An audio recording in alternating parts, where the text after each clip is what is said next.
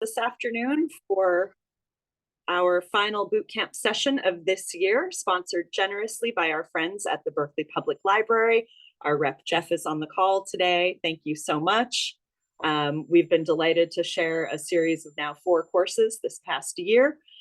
This was our 3rd year presenting these education courses, and we look forward to providing more content possibly next year, so stay tuned. Before I turn it over to our speaker today, I just wanted to make sure everybody knows this is a Chamber of Commerce event. I'm Beth Rossner, I'm the CEO. We invite anyone on this call to check us out at any of our upcoming events.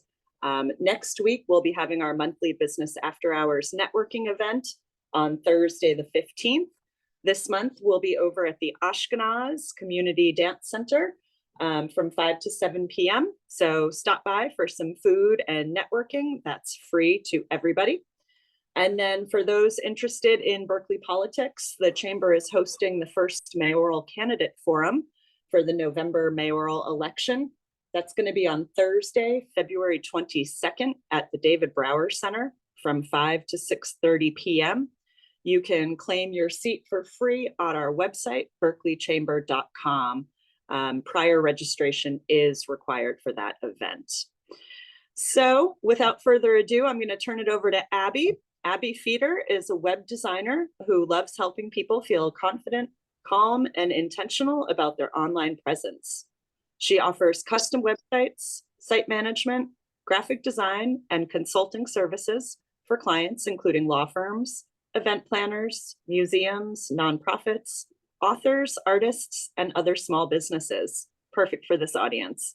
She also teaches workshops around the Bay Area, focused on making digital tools more accessible for business owners.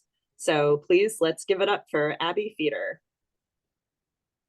Thank you, Beth.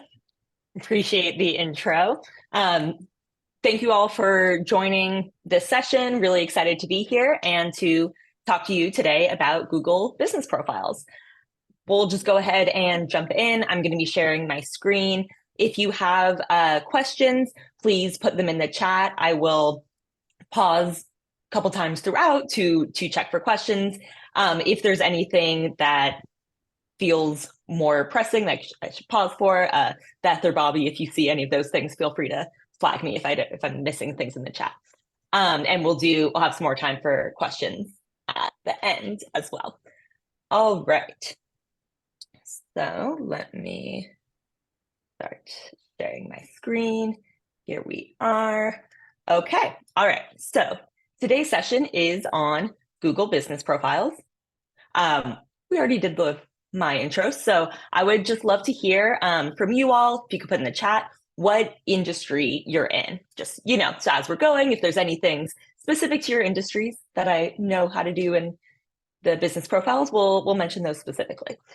So if you want to just put that in the chat of what industry your business is.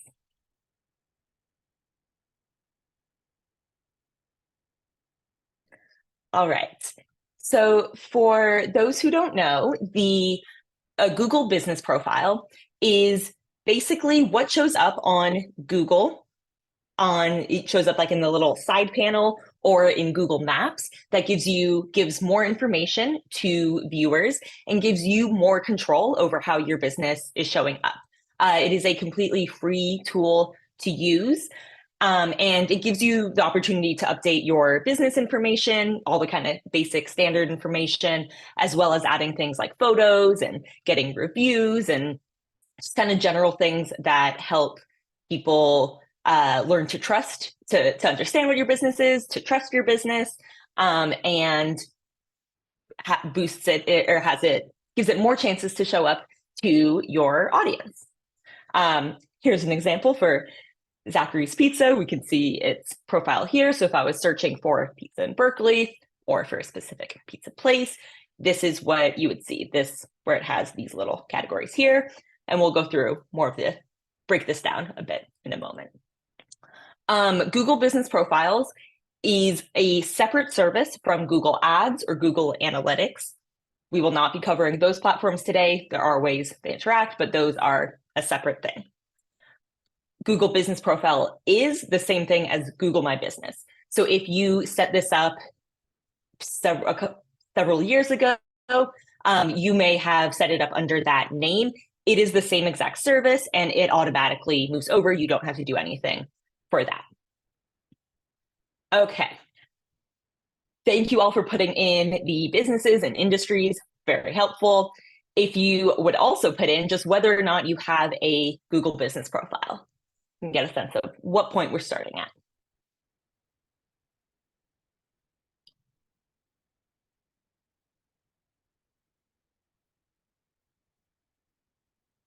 And yeah, for some people, you may have one, but not be doing much with it right now, or not sure how to access it. So all of that we'll touch on, and hopefully you'll feel better about it by the end. All right, so just setting the scene a bit, why is this so helpful? So GBP, Google Business Profile, that not yet, that's why you're here, perfect. All right, so Google Business Profiles are really important because they serve as your virtual storefront. So, if you have a brick and mortar store, that having, the right signage out and making sure things are, tidy and look how you want is very important of making a good first impression. And this is your online version of that. So along with having a website, this is another way that lets you present yourself how you want online. And there's just, a few simple things you could do to make it look more professional that helps you give that good first impression. You may be familiar with SEO, search engine optimization. That's the general principles about how your business shows up in search results. And today we're specifically talking about Google, but SEO can apply to other search engines as well. Local SEO is general SEO, but for local businesses. So even if you are not limited to serving businesses in your city, it's still really helpful to have a local presence. The competition is a lot smaller in a local area than if you're competing with the entire country. It doesn't preclude you from serving people in other places. It just, builds up your presence in that local pool as well. It gives Google more information to use to decide when to show your business when people are searching things. So if you give it this additional information, it has a better chance of showing you to the right people. Near me searches, so things like business support near me or IRS support near me, things like that are rapidly growing. So if you pin yourself to a certain location, you have a chance of being shown in those searches. All right. So basically, it gets you more qualified leads. It's good for business. All right. So this is for people who are not sure how to get to your profile. So how you access your business profile has changed slightly over the years. So the current state of things is you can access it from Google Search or Google Maps. You can do it directly in your browser. You do not need a separate app, separate program for any of these things. You do need to be logged in to the Google account that is connected to your profile. So your login information for Google, you may have this for your email, calendar, other things. You need to be logged into that account in order to have access. Just to get started, it's as simple as searching your business name in Google. And if you are logged in and it's connected, you'll see it just pop up, and I'll show you the back end of this a little later on. But from there, you can edit. But you can also, if you're not logged in yet, you'll be able to see something like own this business, and then you can go in and claim your business. You can also, same thing through Maps, search the business in Maps, and then you'll see something of like own this business. And then if you have already claimed it, you can log in. And if you have not claimed it yet, you will go through the steps to verify your ownership of the business. The verification steps can vary a little bit depending on the type of business, but sometimes they'll want to send a like physical postcard to the address. Sometimes it's through phone. Sometimes they need you to show images of like the physical space. But just follow whatever steps it prompts you to do to verify your business. And then once you are verified, then I'm gonna go ahead and listen. I'm gonna go ahead and listen can because it could be beneficial. get in and edit your profile. If you do not find your business in search or maps to start with, you can manually edit it at this address here. So business.google.com. And it'll walk you through the steps of putting the business name, category, things like that to fully set it up. So basically, your business may already be on Google, it may already have a business profile, even if you have not done anything. So Google pulls information that it finds online, on your website potentially, but also Yelp or various other things that you may or may not have control over. So it'll use all those things to build you a profile. So it may already exist, even if you have not done anything. But once you claim it, then you can get more control of it and start doing the things we're going to go through here to optimize it. Okay. Just want to pause now. I'm just going to see if there's any questions specifically about accessing it, logging in. Other things we will get to later, but if you have any questions about this part. Okay. All right, we'll keep moving. Okay, so now we're going to go through what the parts of a profile are. And if you already have yours set up, these are some of the things you may want to go through and refresh. The information I'm going to be presenting is largely pulled from Google's guidelines. And so it includes some kind of best practices that keep your profile on the up and up and hopefully avoiding Google's suspension things. If your profile already exists, one thing to note is that any changes that you're making are suggestions that you're making to Google, and they have to approve them, which I know is counterintuitive. It is your business. You own the business.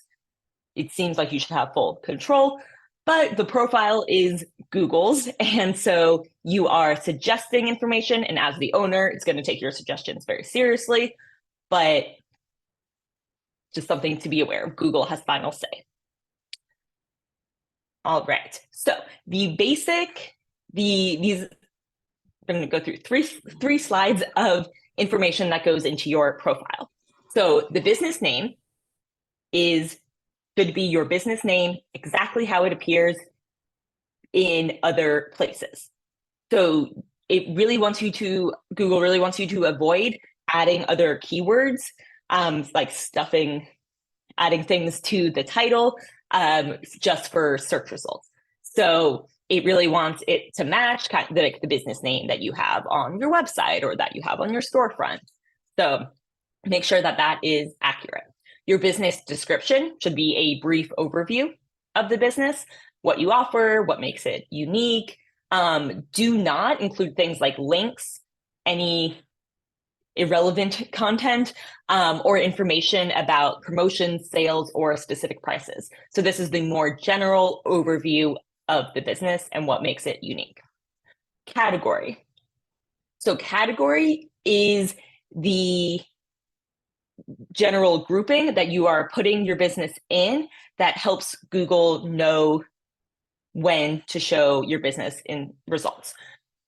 There's a lot of categories you can pick from. So choose the category that best matches your business as the primary category. You can add additional categories, but don't add too many. So don't just keep adding categories to cover all your services and everything. Use the least amount of categories possible to describe what your business is. This was in the Google guidelines that I thought was actually a very helpful framework. Think this business is A versus this business has A. So for an example, a golf resort hotel. Golf resort is the most specific of the categories that you can pick for that. And so that's the one you want to use as the main category. And then Google knows to behind the scenes to kind of fill in the other more general things that golf resort implies. So if you put golf resort, it's going to know it's also a hotel, there's also a golf course. And so Google does not want you to add all of those things as well, because it kind of clogs it up a little bit. And then for Zachary's example, again, this is the business name. This is the category. So see, pizza restaurant is the most specific category for it. It's not just restaurant. It's not takeout restaurant, delivery, pizza restaurant. Simple, clear. And then business description here. Okay. All right. I know there's a lot of text here. You'll get a copy of these slides with these things, but just run through them together. So address, the location is very important for the business profile. And it's also a big part of how Google verifies that this is a real business. So make sure that you put in the full address of your business location exactly as it looks. Accuracy is very important for Google, and it is kind of cracking down on things that it is suspicious of or think may not quite be right. So there is a difference between like brick and mortar businesses and service businesses. So if you are working with clients at that location, like a restaurant, a doctor's office, you want to make sure that you put in that full address so people can find you.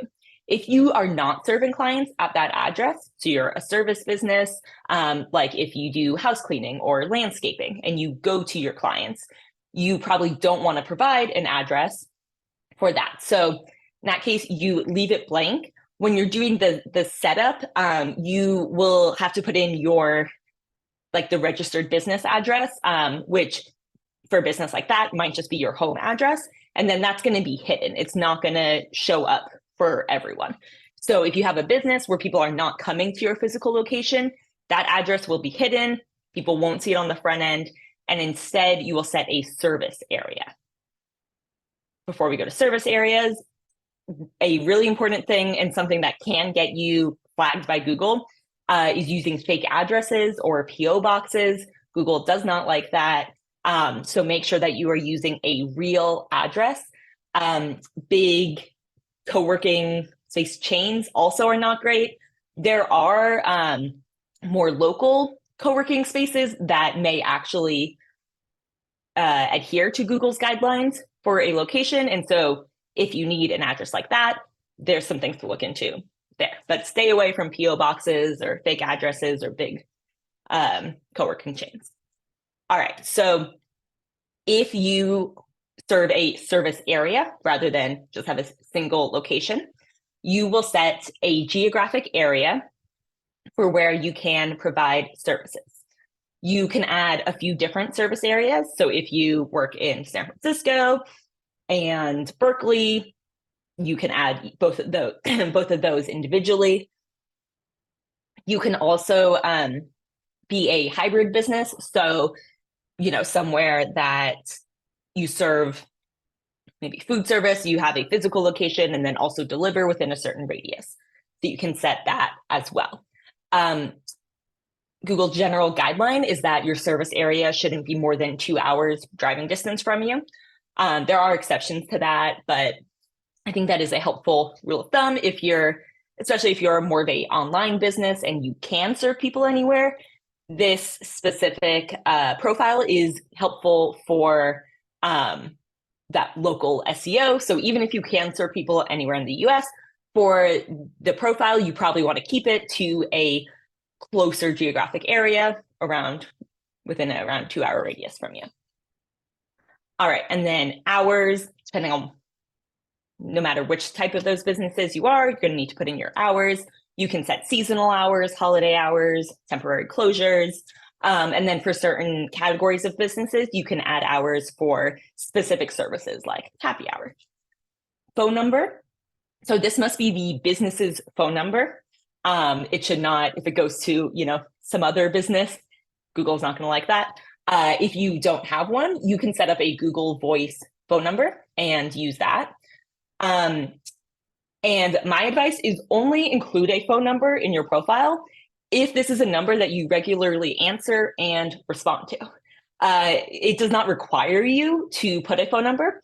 So for a lot of businesses, it is very helpful to have a phone number, but just make sure whatever kind of contact information or ways to get in touch with you, you are putting on your profile, you are committed to monitoring. Otherwise, it just kind of goes into a void and is not great for customer service.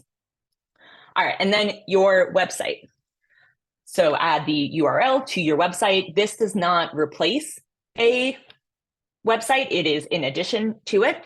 And when you add your website, that's just another kind of way of verifying with Google. This is me. There's more information here. So you're linking all the parts of your online presence together so Google can get a full picture of you and what you do. And then depending on the type of business, you may be able to add additional links for things like online orders or appointments. Abby, we had a question in the chat. Is this an appropriate time to ask it? Yes. Okay. Sarah, regarding service area, she usually works in person, but sometimes works online with clients. Should she put that in service area? So for that, you would definitely have a service area for that. And then whether or not you have a physical address as well would depend on where you work in person with clients. So if you have an office that clients come to, then you should set a address of the business location. And then you can also add a service area of where, so if you have a physical location that clients come to, you would do that. And then you can also mark that you do online appointments. If you go to meet clients, the service area would be the geographic area that you are available to go to. Great, thank you. Feel free to add another question if there's follow-up to that. Yes, and then I see the next one. So Google Voice is a free way to set up a phone number. So basically, Google will assign you a phone number. You generally can have it be like a local ones, like with the area code you want. And then basically that just forwards to your phone. You can also access it online. So you could look at texts or voicemails and things from the browser on your computer. And you can also have it forward to your phone. So like your cell phone will ring when they call that number, but nobody has to actually see your personal cell phone number. And that's called Google Voice. Is it simple to do a relocation on your Google page? I assume that means if you move, like if you change addresses, it is relatively simple to change the address in like the address field. That is going to require that you re-verify your location. So big changes like that, Google often wants to re-verify, and it can sometimes prompt your account being suspended. And so it is important to have the right things in place before you do something like that. Obviously, there's times you need to do that, and so you shouldn't avoid it. But if you are going to change the address, there are some things we'll get to later on that just can help kind of make sure you have your ducks in a row before you make big changes. All right, do we add locations to the profile by just adding another address? It's better to start a new for the second location. Okay, so it depends on the type of business. So Google does have different guidelines depending on if it's like a chain or like what the different for yoga studio. Okay. I believe that you would need that you would set up a different profile for each of the different physical locations.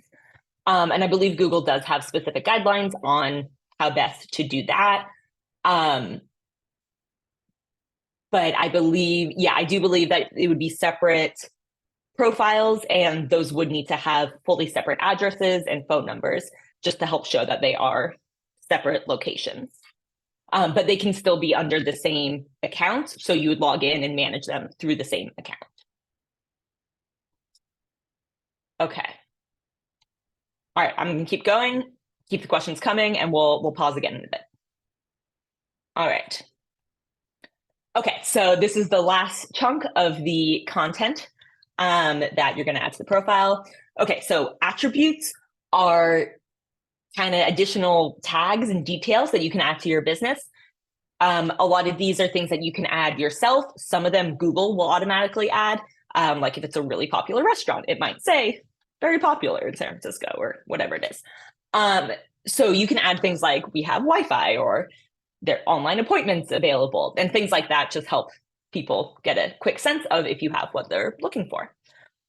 Photos are very helpful for your profile. They give kind of visual proof and really like set the scene of what your business is. It also just makes it more eye-catching and appealing. You can now add social media links. You did not used to be able to do this. So if you already have a profile and haven't done this yet, you can go ahead and add social media links if you have them. Currently, these are the only ones that you can add. I don't know if they're planning to add more in the future or not. And you can add only one link per platform. So if you have different accounts, just pick one of them. But you can add up to all of those. It also may not be available to all accounts yet. So if you don't see it, just keep an eye out for it. All right, opening date. And to clarify, these kinds of things, these are not required, but are things that you can add, and is up to your discretion whether or not that is helpful to your business and your brand to add these things. So opening date, you can set when your business first opened. If you've been around a really long time, that can be helpful to be like for 20 years, And for that, you just need the month and year. You don't need the exact date. And if you haven't opened yet, you can add a date up to 1 year in the future. I believe it'll only start showing up about 90 days in advance. But so you can set up the profile before the business has officially opened. All right, and then these ones, it depends on the type of business that you have, but in some cases you can add a menu, including prices, you can add service items, and you can add in-store products that you have. All right, a little bit more about photos. So photos should look like reality. So they should not be heavily edited. They shouldn't have filters over them. Really, the idea is that you're kind of setting the scene, like you're showing people what this is actually like in person. There's a little bit of information about kind of file type and things like that. And then there's different types of photos that you should think about including. So if you have a physical building, it's really important to have exterior and interior photos. One guideline is to do around kind of 10 of each of those, of the interior and exterior. These also are really helpful for verifying your business. And if you ever get your account suspended, if you have these photos of the exterior and interior of like, okay, this is the outside of my building with my business name on it, those kinds of things are very helpful for showing like, okay, this is all legit. You can also add things like product photos, photos of food and drinks, if that's what you serve. If you're more of a service business, maybe it's showing you in action at work. It could be photos of your outputs of the products. And then you can also set specifically your logo and your cover photo. And I can show you where you add that, but that's helpful just to tell Google, this is my logo. So anywhere it wants to show that, it knows what that is.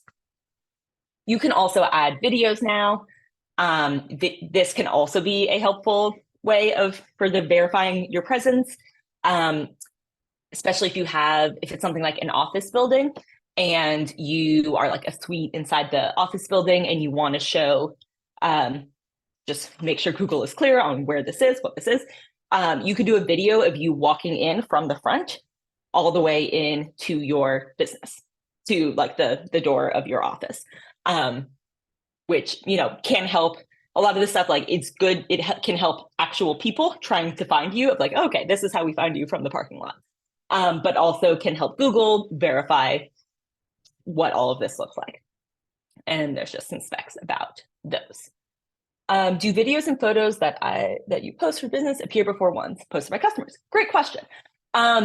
It depends. That is really up to Google's discretion.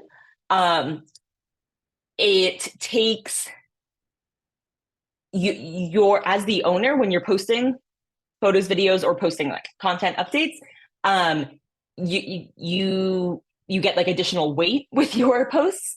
However, there are other factors. So if you last posted a photo 4 years ago and customers have been posting photos regularly since then, those are probably going to be shown before yours.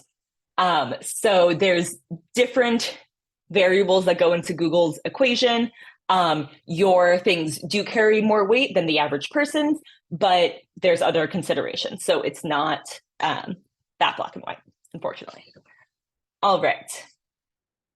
Okay, so folks who have had profiles for a while or just have heard of them, you may have heard that they can get suspended and be very annoying to get reinstated.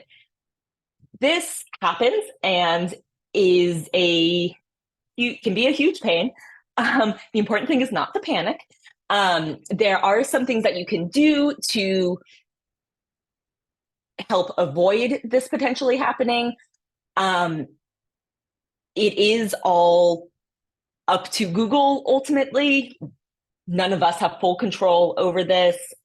Google is a complicated beast. And so these are some general things that can help you avoid this, but something to be aware of. So like we talked about, if you're changing your address, you may need to re-verify your profile. Just make sure that you follow any instructions they give you about things like that. This is especially important when you're changing the core information on your profile. So that's the name, address, phone number, and category. If you're changing all of those things at once, don't change them all at once and spread that out over multiple weeks. That just kind of raises some flags to Google, since that's not something that most businesses do super frequently. So if you're, changing your category every week, that's going to set off some alarms to Google. Their general principles are that they're trying to have accurate information. They're trying to get rid of fake profiles. They're trying to make sure things are as accurate as possible. So if you do things that make them question that, you might get suspended. It can happen with even doing changes that you need to do. So just some simple things like this, like spreading out changes, can help. Make sure that you read through Google's guidelines for what to include. And I have a link to those somewhere in these slides. They are honestly written more clearly than I would have expected from them. So it's not, just terms of service. There are some things that, easy to read through. So make sure you take a look at those, especially for these main areas. Don't keyword stuff your business name, use a real address, things like that. Okay. Here's a few general tips for your profiles. If you want to see how other people are seeing your profile, look at it in incognito mode. So that'll show you not logged in. So it'll show what other people see when they search your name. If you have other people working with you or just other folks that you want to give access to your account, people who are helping with SEO or working business, you can add them, give them editing access to your profile. And that's just through settings within the profile. Once you're logged in, you can add them through their email address. If you have done all your edits and you put in the right info, but you're still seeing it's showing like a wrong phone number, make sure that you check the information that you have out there on other platforms. So Google takes information from across the web. And so if it says the wrong phone number, like on Yelp, there's a possibility that it would take that information instead of what you put there. So if you're seeing that, check other platforms. Touched on this a little bit, but use a variety of different photos. Go beyond just photos of your products. So if you're a restaurant, it should be more than just like plates of food. Take pictures of the space, of people eating, of outside. So, you get the full feel of the place. And then there are some other features that we haven't talked about yet. There's messaging, which is where people can send you messages directly through your profile. You can choose to turn that on or not. My recommendation there is similar to with the phone number. Only do it if you are committed to responding to it. So only give them contact information for how you want to actually communicate with people. So that's up to you.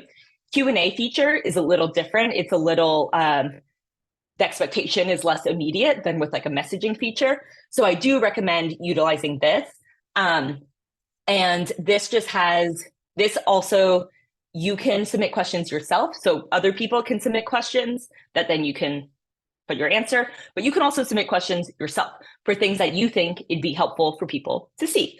So if you have like a business in some office park and it's kind of hard to find where exactly it is, you might have a question about that or about parking or something that allows you the chance to put in that information. Okay. All right. Going to go over some frequent questions about all of this. Is business profile really free? Yes, it is 100% free to set up and manage the business profile. Google Ads, other paid things are a separate thing. The profile itself is totally free. Should you use it if you don't have a storefront? I'm also going to take this chance to read one of the questions here. So a college counselor who either visits students and their families in their homes or at cafe or library, no brick and mortar presence. I see the question is about photos, specs, but I'll just say this is a great example of a business that should definitely have a business profile, even though they don't have a brick and mortar. So you have a service area of where you meet people in person. And so you would set that range for this question while we're on it. For that, so you can get creative about what types of photos or things you're using. Maybe a photo of like a laptop or an essay, of like what you're actually doing. Could be photos of like the cafes you're meeting in. If any of the clients are open to it, could be photos of have a parent take a picture of you and the kid talking, or nice pictures of graduation day. Love that. Things that show a sense of like who your clients are, who you are. Have someone take a picture of you like across the table at the cafe. So, they see you there looking friendly, like that. And then the second part of this frequently asked question is, are you limiting yourself if you kind of pin yourself to a specific location? I would say no, you're not. You're not going to miss out on people who are looking for general college counselors, right? But they're not going to, but if people are looking for college counselors in my area, unless you say what area you're in, they're not going to find you. So local SEO is just one part of your overall marketing strategy. Okay. This point, just want to reiterate, Google owns the business profile. You do not. They have ultimate control. That can be frustrating, but something it's good to be aware of. All right. If your account does get suspended, we talked about ways to avoid that. Don't panic. It happens. Review all the guidelines to make sure you're in compliance. You have the guidelines linked over here. And then they have a reinstatement form that you should fill out. The first thing they're going to ask you, if you get in touch with anyone, is if you have filled that out yet. So make sure you do that. Make sure you only do it once. Do not submit multiple. And then make sure you have these things ready. So you may need to establish proof of your business with these kinds of things. So utility bills at that location, a DBA if the business name is different, those photos and videos that we talked about before, and potentially even a copy of your lease to show your presence there. There used to be a support phone number that there is not anymore. So this is now the instructions, the way of challenging the suspension and re-verify. Okay, I am going to spend just a few minutes showing you the back end of my profile, just so you can see where everything is, kind of put some of these things in context, and then we will have time for more questions. So let me grab the right thing to share. All right. Okay. So this is the back end of my profile. It looks just like Google.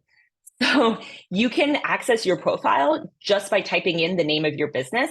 You can also search my business and you'll see it there. And then you can do the same thing with maps. So it's not a fully separate program. It is within Google search. All right. So since I am logged in, so I'm logged into the account that I created this with, that is the manager of this account, I get these editing options right here. So the main things are all up here for easy access. So if you go to edit profile, this is where you can change the name, category, description. Again, if you're changing those, don't do that all at once. You can add the website, social media links. You can do your service area. And for service area, you can do it by city, by zip code. You could do like San Francisco Bay Area. You can do different things like that. You can set your hours. So you can set your regular weekly hours.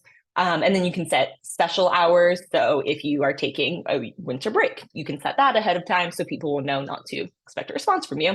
Or if you're a brick and mortar, it's even more important to have those hours set ahead and verified. So you may have seen, like, if you're looking at where to get dinner on Christmas, it might say like hours may differ or like may be affected by Christmas. If you have gone in and verified that of like, yes, we are open or yes, we are closed, then it'll be more accurate and people trying to visit you will be happier. These are the separate hours that we were talking about, how you can set certain lunch hours, breakfast hours, if that is something that applies to you.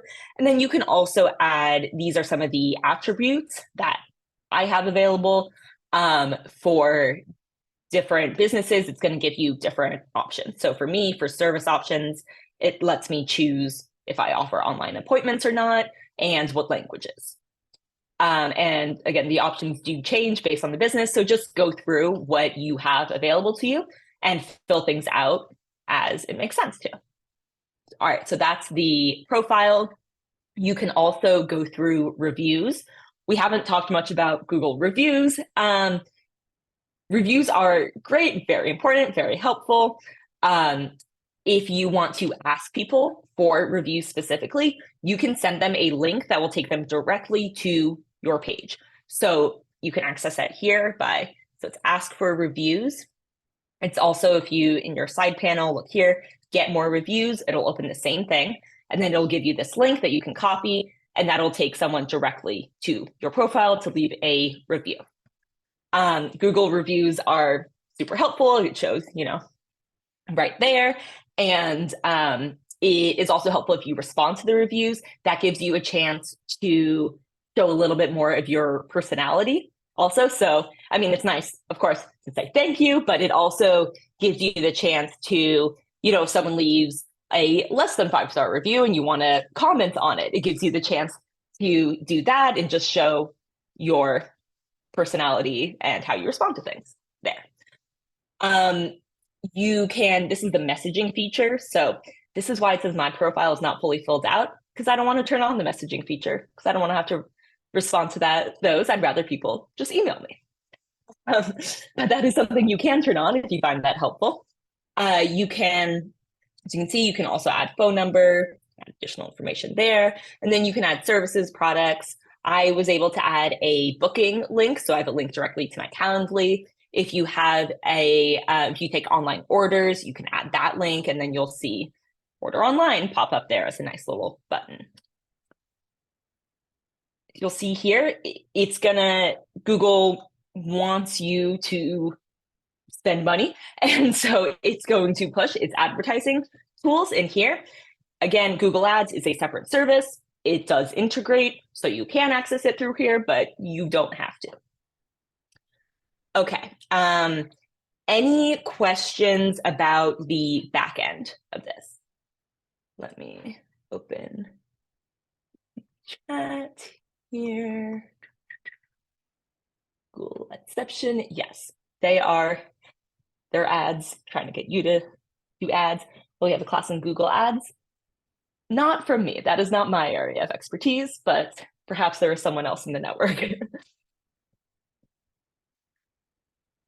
And just to show you, if you click on like the map thing here, so this is my service area. I just have it set as San Francisco. The islands are making it do some interesting shape here.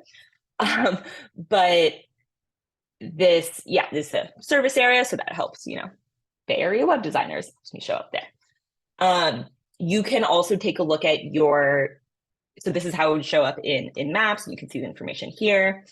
You can also look at insights, so like the specs from your profile. So you can see you can see how many people are clicking through to your website, how many people are calling you.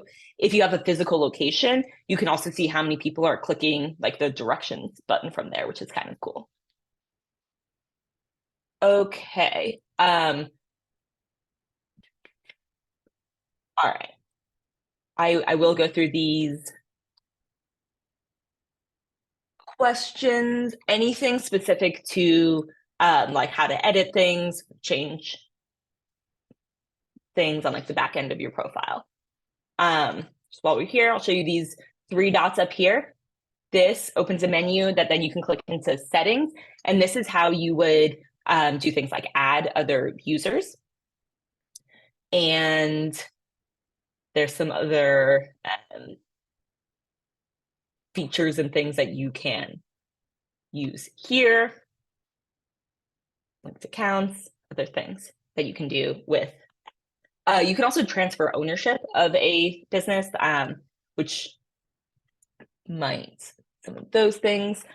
All right, I'm going to switch back into the presentation for the last, the logo, where the logo goes. Great question. Yes. Okay. So adding photos. So you can add photos here. And when you see when you open that add photo window, it gives you a few different things. So you can go into logo and then add your logo specifically here. And that just categorizes it for Google. This image is the logo rather than just adding it with all the other images. You can also set the cover photo here. It's not a guarantee that Google is going to use that as the cover photo, but it doesn't hurt to add. And then you can always add general images there. And then we've mentioned customers can also add their own photos, and those will also show up. Google likes user-generated content, so things that other people are sending, so it's not all just coming from you. So those will also show up as well. Okay, so again, that's in photos, and then logo cover photo. You can also, if you click from here, get to photos there. Okay. All right. Let me this one as well. All right. Let me go through there. You will get this slide in the slide deck that's sent. This has links to other tools, guides, and things that I have found useful from Google. There's also a podcast that I find very helpful about local SEO, which includes Google business profiles, among some other things that I recommend checking out. So you'll get this slide. Okay, so now with our last 8 or so minutes, let's go through the rest of these questions. Okay, so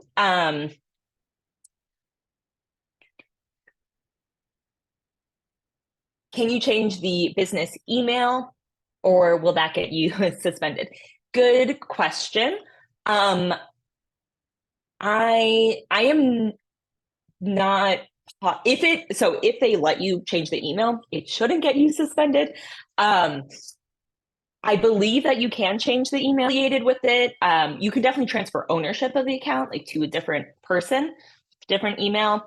I don't know exactly how you change the email, but Google definitely has some information on that. So you could check out that. That is something you should be able to do. SEO, Bobby said there's some previous classes that you can take a look at. Definitely do that. SEO is a whole huge topic. There's so much to do within that. I do not offer solely SEO services, but SEO services included with like the websites that I do, and I do offer help with business profiles, things like this, and making kind of SEO improvements. But I'm not a SEO specialist specifically. Okay. Are Google profiles appropriate for nonprofit organizations? Generally, yes. It depends less on the nonprofit status and more on what they do and how they interact with people. If they have a physical location, yes. If they do like events or like in-person things, yes. If they are just if it's mainly like for donations, that may not be as useful. So it really depends on what the organization is doing, and how they're interacting with clients, whether or not it makes sense to have a profile. All right, so you do need to set up a Google account or a profile account, you do need a Google account. So if you haven't done that yet, you can just go to Google and sign up for a Google account. That can be a Gmail address if you have a custom domain. So something that's like at berkeleychamber.org or something like that. You can set up a Google account through that, or you may have one already. So start by logging into Google. If you do not have a way to do that, set up a Google account. So logging into Gmail is a Google account, and you can use that to set up the business profile. If you have a separate business email address separate from the Gmail, use that instead. And I got this at the beginning a little bit, but if you just go into your profile in search or maps results and click own this business, it'll prompt you through setting up the account and establishing ownership of it. So start there, and then it'll take you through that. Okay. That's very nice, Pamela. Any other questions? Or is there anything that I missed earlier on?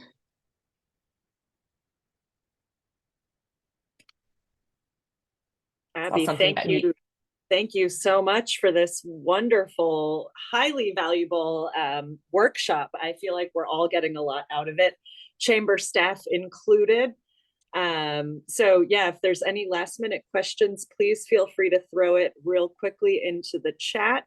Otherwise, yes, we've been getting chat requests this whole hour. It has been recorded.